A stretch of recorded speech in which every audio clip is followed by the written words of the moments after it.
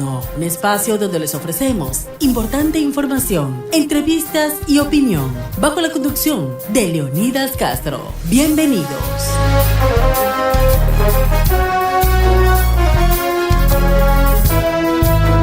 Buenas noches, bienvenidos. Esto es Diálogo Nocturno, soy Leonidas Castro. Gracias por estar con nosotros, compartir justamente este programa. Gracias a quienes están en 98.9 FM y por supuesto también en el @Radio I99 en nuestras redes y plataformas digitales. Hoy pues justamente en esta jornada se han dado algunas novedades en lo que tiene que ver en Guayaquil principalmente, donde el tema de la delincuencia está cada vez más rampeante y hemos conocido ahora en la tarde, pues bueno, del fallecimiento de aparentemente una comerciante, una balacera entre unos delincuentes con la policía cerca de las inmediaciones de la Universidad de Guayaquil, allá en la calle Tungurahua y Quisquis. Según versiones, hay dos versiones, una que los policías venían persiguiendo a estos delincuentes en una moto, cayeron pues y luego intentaron disparar contra los gendarmes.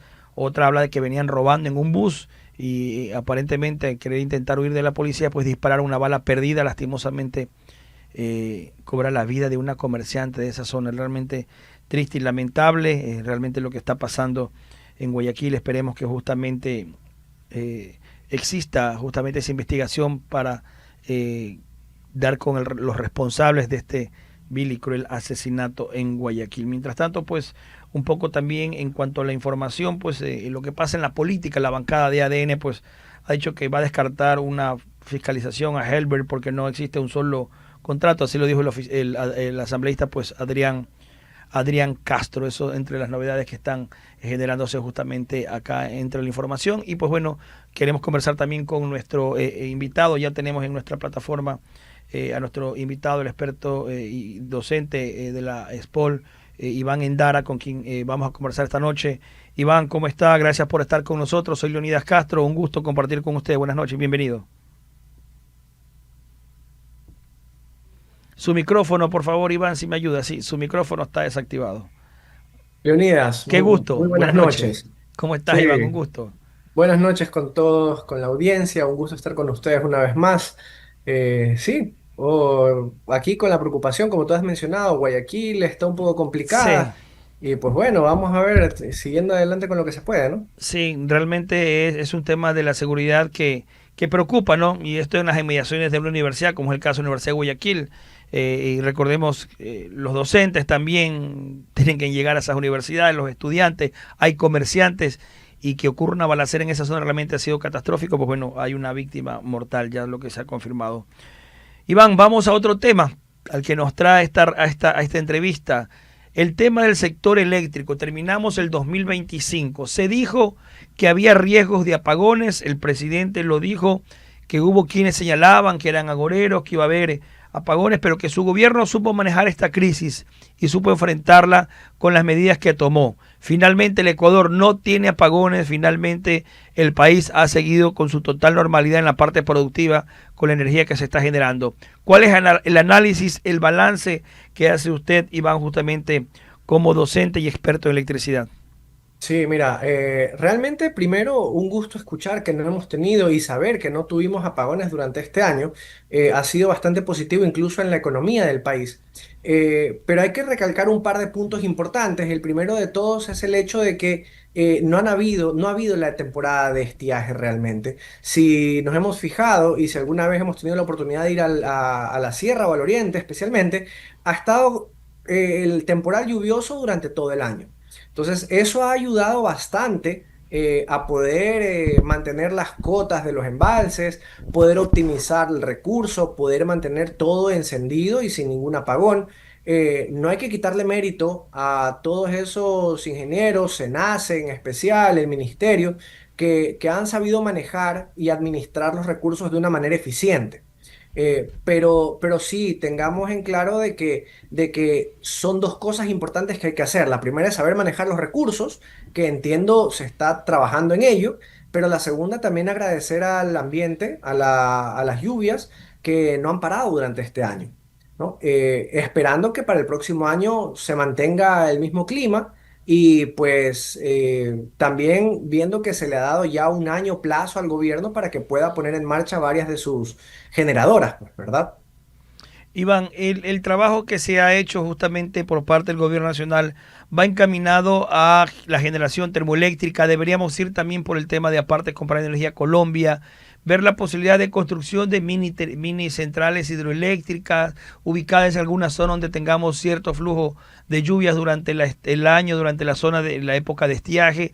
¿Qué debería buscar el Ecuador como una alternativa para mantener siempre ese sistema hidroeléctrico funcionando, operativo y no dependiendo de termoeléctricas o en su defecto de lo que nos vendan nuestros vecinos, el propio Colombia o Perú? Claro, tenemos claro de que la venta de Colombia y Perú, cuando es estiaje, es cara. Cuando no, en este momento que hay lluvias, pues nos vende muy barato. ¿Pero para qué? Más bien cuando lo necesitamos realmente sí nos sale caro. Por otro lado, sabemos que las térmicas son caras de entrada. Toda la vida van a ser caras. Hay o no hay estiaje porque no depende de eso. Siempre que estén encendidas son caras. Y como tú bien lo has señalado, existen tecnologías interesantes, intermedias, que se han ahondado muy poco en el país, como la mini y micro hidroeléctrica, que son generadores de unos pocos megas, que de 1, 2, 5 megas, muy chiquitos, pero que sumados en volumen nos terminan dando mucho más que un gran generador. El beneficio de esto es que podemos colocarlos en muchas zonas del país donde no se requiere grandes volúmenes de agua. No requerimos que todo el tiempo esté lloviendo o que si deja de llover un mes se va a colapsar, sino más bien son zonas que generalmente están siempre teniendo su fluidez, siempre los ríos están entregando agua. Entonces sí es bueno tratar de apuntar hacia allá, quizá ingresar un poco con la empresa privada, ya que le han dado tanta apertura en paneles solares, en sistemas eólicos, ¿no verdad?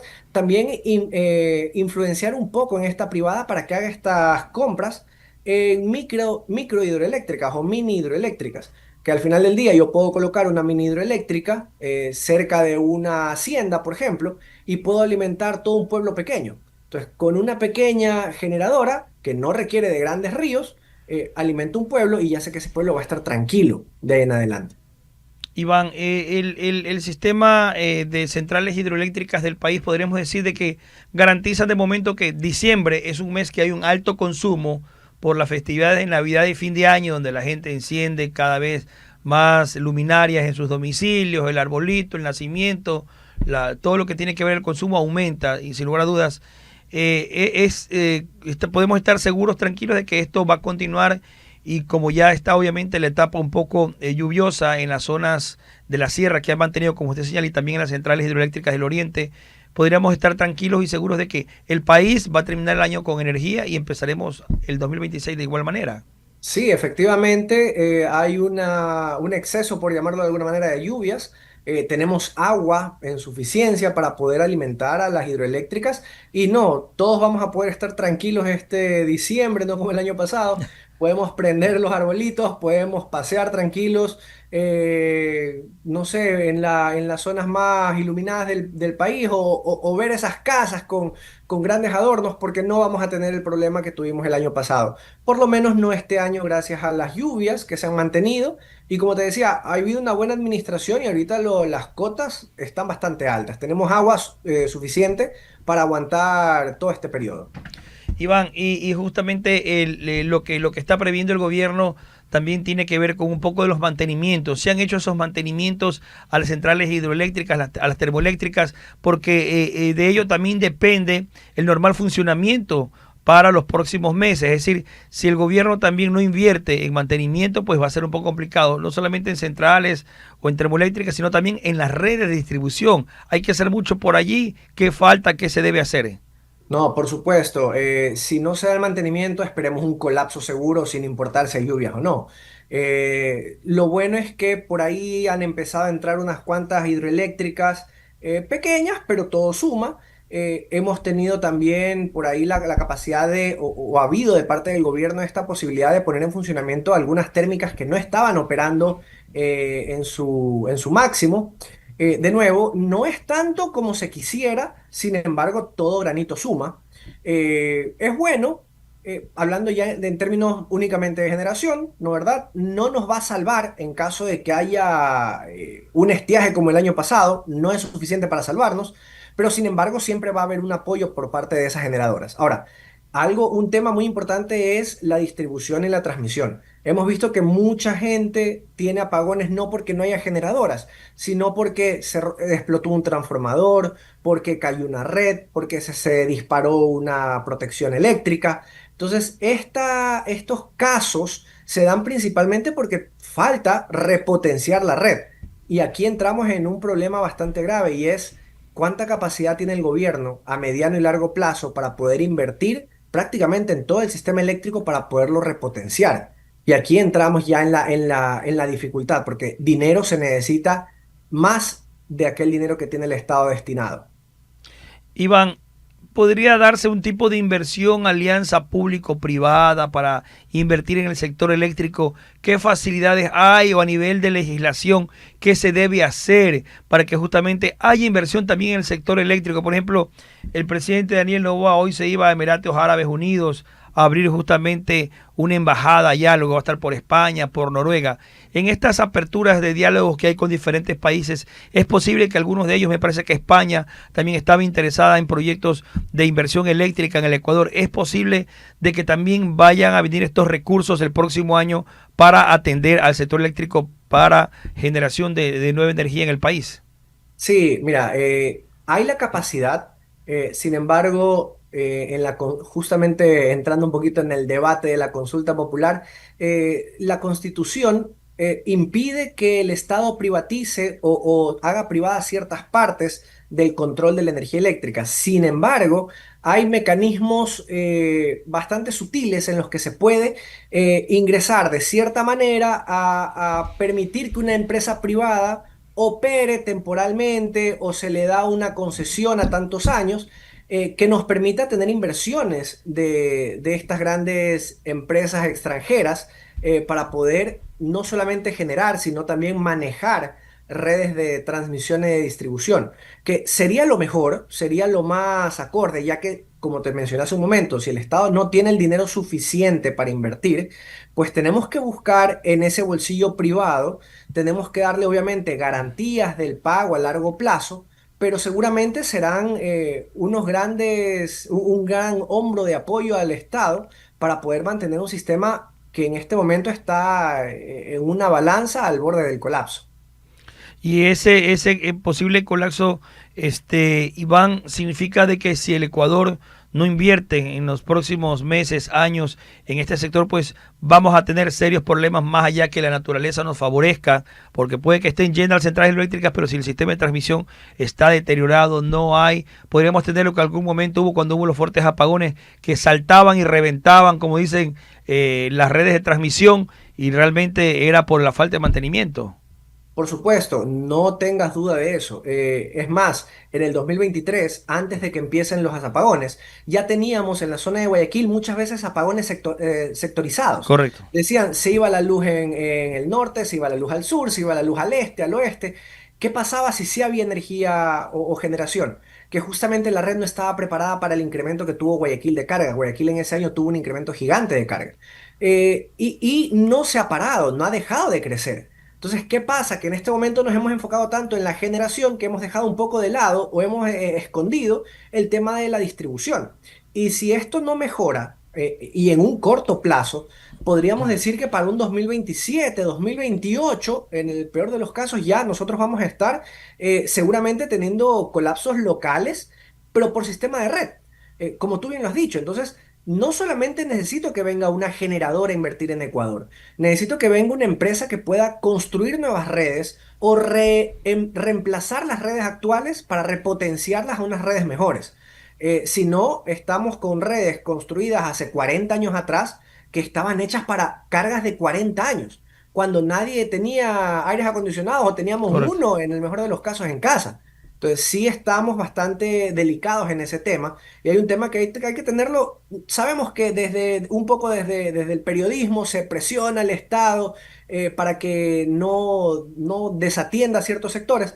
Pues sí, este es un sector que no hay que olvidar porque, de nuevo, en 2 años, yo te doy un margen de 2 a 3 años máximo, vamos a tener problemas que ya no importa cuánto llueva, vamos a empezar a desconectar. Entonces, sí, el Estado tiene que empezar a meter bastante ñeque, por decirlo de alguna manera, a este sector. Y también pasa, Iván, por las empresas de distribución, hacerlas eficientes. Tenemos a CENEL, tenemos empresas de distribución eléctrica del país, el Austro, en el Azuay, en el norte, todas esas distribuidoras, pues también tienen que tener la capacidad de atención por sus obreros, sus empleados, porque muchas veces tenemos burocracia, pero no dan mantenimiento. Puede que hayan los repuestos, puede que haya la mano de obra, pero a veces no funcionan como debería ser. Y cuando se va en un sector la luz, resulta que demoran horas, a veces denuncia la gente, porque lo denuncian a través de las redes, nos llegan mensajes, a veces que no hay atención, es decir, también pasa por ineficiencia de ciertos sectores de las empresas de distribución eléctrica del país. Sí, por supuesto. Te lo pongo desde un punto de vista privado. Una empresa privada no se va a dar el lujo de contratar 1.000 personas que van a trabajar descansadas, tranquilas, a poder contratar a 500 que les vamos a hacer trabajar bien 8 horas. El Estado, en cambio, es un Estado que maneja, es muy político, obviamente, y ya hemos visto, ya vimos lo que pasó al tratar de despedir miles de personas, pues todo se le viene encima al Estado. Eso le cuesta políticamente al gobierno. Entonces, y bueno, no, creo que sí sería una buena idea tratar de hacer eficiente al personal del Estado. Pero te cuento algo, no es la solución más eficiente que puede haber. Ya se vio que cuando hubieron miles de despidos, se ahorró algo, pero se ahorró tan poco comparado con lo que se pierde en los sobreprecios de compras dirigidas.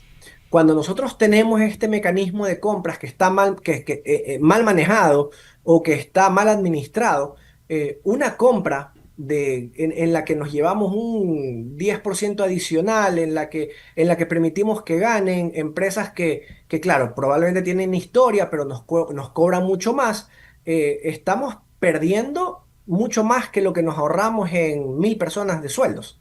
O del otro lado, por ahorrarnos algo en una empresa que nos da la compra más barata posible, nos vende los repuestos más baratos y todo lo más barato, compramos equipos de calidad baja y nos toca nuevamente abrir otra compra muy rápido. Entonces, de nuevo, hacer esas compras un poco no tan estratégicas, nos cuesta más que lo que nos ahorrábamos con el problema de despedir mucha gente. Entonces, buscar la eficiencia, creo que si tocamos un poco el lado humano, no se va a referir únicamente a decir, no, es que hay mucha gente. Probablemente haya mucha gente, pero empecemos por lo que más nos cuesta. La gente no nos cuesta tanto como nos cuesta un sistema mal administrado o un sistema mal manejado. Obviamente, Iván, hay mucho trabajo que hacer por el tema del sector eléctrico. Le pregunto, el tema del costo de la energía, usted se le hace un momento que nos sale cara cuando la importamos de Colombia y de Perú, en época que estamos de estiaje y donde ellos tampoco tienen mucha producción, pero nos cuesta mucho. Actualmente el kilovatio hora se puede decir que es el precio más justo, o podríamos pensar de que puede haber algún tipo de reducción para la población en general, y más bien a los grandes consumidores, como ya está identificado, que tengan que pagar un poco más por esa energía que produce, que genera rentabilidad, a diferencia de los hogares que es de consumo justamente para sus necesidades básicas. Aquí sí tengo que darte malas noticias y ser un mal augurio. No me diga eso. La energía es más barata, mucho más barata de lo que debería ser. Okay. Solo te pongo algo, tenemos un precio de la energía que viene casi 8 o 10 años congelado. ¿Dónde encontramos un producto que vale lo mismo que hace 10 años? En ningún lado. Eso significa que inevitablemente, si quisiéramos transparentar los números, a todo el mundo la energía le va a costar más. Vendría a ser, por decirlo de alguna manera, lo más transparente posible. El Estado en este momento está subsidiando, digámoslo indirectamente, porque no se lo acepta que es un subsidio directo, pero indirectamente se está subsidiando la energía, y este es el motivo por el cual no hay muchas inversiones, porque el Estado la plata que tiene se le está gastando en energía que es muy barata y ellos tienen que cubrir ese espacio. Entonces, más bien, si tú me dices, y de nuevo voy a hacer un mal augurio, hablándolo como que fuera un privado, si tú me dices hay que poner la energía a lo que cuesta, habrá que subir el precio de la energía. A nadie nos gusta, no quisiera que lo hagan, personalmente también me impacta, pero si tú me preguntas, la realidad es, la energía es más barata de lo que debería ser. Y por supuesto, no olvidemos, a nosotros nos cuesta la energía 30, 40, 50, $100 en el mejor de los casos una planilla. Pero existen las industrias que tranquilamente pagan 2.000, 3.000, $20.000 mensuales en energía eléctrica. A esas también hay que observarlas. No solamente decir, no, es que a la persona de a pie, al pequeño comerciante o al hogar hay que subirle la energía y a los demás no. No, más bien es al revés. Hay que empezar por aquellos que utilizan en demasía la energía eléctrica y a ellos sí hay que decirles, a ver, no te puedo subsidiar tu negocio a punta de energía y tenemos que sincerar un poco más los números. Iván, el tema de mantener también el sistema eléctrico del país es costoso, se necesitan recursos, no los tenemos a la vista. ¿Cómo enfrentamos el 2026 cuando hay un presupuesto bastante ajustado? Hay quienes dicen que se ha reducido en algunos sectores, salud, educación, y la pregunta es, ¿qué se conoce el sector eléctrico? ¿Va a ser afectado también con el tema de recursos, de lo que se necesita, o habrá alguna expectativa de crecer? Mira, el sector eléctrico yo creo que como todos los sectores se va a ver afectado no positivamente. En el mejor de los casos se va a mantener como se encuentra ahora y por eso el llamado a buscar de la empresa privada como ese hombro que nos pueda dar esa inversión. Em, Tener un 2026, este 2025, a pesar de que suena muy bonito, si no hubiéramos tenido la lluvia que hemos tenido, hubieran habido muchos apagones. Es decir, todavía no estamos en un nivel en el que podemos independizarnos de decir habrá lluvias o no. Todavía falta mucho y el Estado todavía tiene muy poca capacidad de inversión en ese sector. Obviamente, Iván, ya para ir finalizando, el país necesita que se mantenga esta generación de energía, ¿no? Continuar el 2026 en época de estiaje, pero también irá de la mano de lo que se puede invertir, de lo que se pueda traer inversión extranjera, que se pueda también mantener, como hemos hablado aquí, el mantenimiento de las redes, hay inversión justamente en la distribución, no solamente en la generación.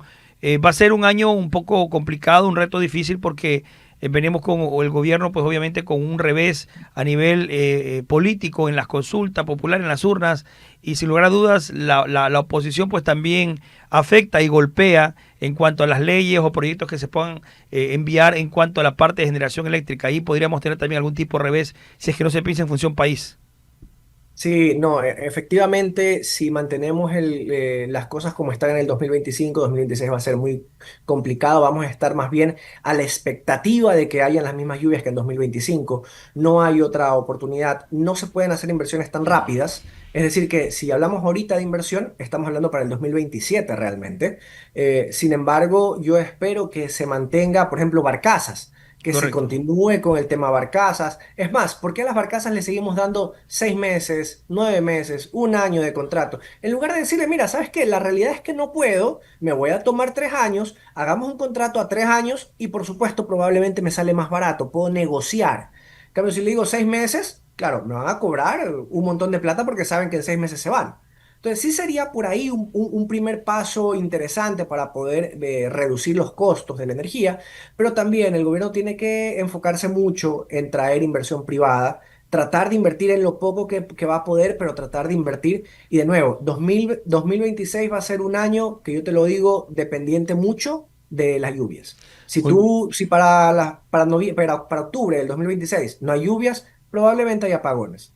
Dios no quiera y que se mantenga como un 2025, vamos a seguir en pie. Pero de nuevo, hay que pensar a largo plazo, no hay que pensar en depender de lluvias ni solo para 2026. Hay que enfocarse en un 2027 o 2028. muchas gracias a Iván Endara, docente del SPOLY, también experto en sector eléctrico. Gracias por estar con nosotros. Que tenga una buena noche. Siempre un gusto estar con ustedes. Buenas Gracias, buenas noches. noches a Iván Endara. Llegando a la parte final, pues bueno, informarles que el día de ayer, en horas de la noche, también Urbaceo hizo su rendición de cuentas 2025, pues destacando un trabajo de aproximadamente 2.700 colaboradores que operan en forma ininterrumpida para mantener la ciudad limpia. El Servicio de Recolección, Barrido y Transporte de Desechos Sólidos No Peligrosos opera 24 horas del día, los 7 días de la semana, reafirmando el compromiso de la empresa con Guayaquil y sus habitantes. Durante este evento, pues, se informó que Guayaquil genera en promedio 4.018 toneladas de desechos diarios, de las cuales 93 toneladas provienen de las parroquias rurales. Estas cifras reflejan la magnitud del trabajo operativo que se realiza a diario y el rol esencial de cada uno de los equipos que conforman Urbaceo para garantizar un servicio eficiente y oportuno en toda la ciudad. Stephanie Camacho, pues vocera de Urbaceo, aprovechó este evento para dar a conocer su estrategia institucional, anunciando el lanzamiento de 3 campañas de comunicación para este 2026, enfocadas en promover la corresponsabilidad ciudadana. La primera de ellas, titulada Lo mejor de Guayaquil empieza contigo, invitando a todos a sumarse al cuidado de la ciudad, reconociendo que cada acción individual contribuye a un entorno más limpio y ordenado. Gracias, Urbaceo, pues estuvo una velada importante sobre rendición de cuentas, recibimos ahí un reconocimiento. Muchísimas gracias a todos los directivos, justamente a Stephanie Camacho, su gerente de comunicaciones, quienes tuvieron esa deferencia con este servidor. Muchísimas gracias, que tengan ustedes una buena noche. Hasta la próxima, nos vemos en un próximo programa aquí en Diálogo en I99. Hasta la próxima.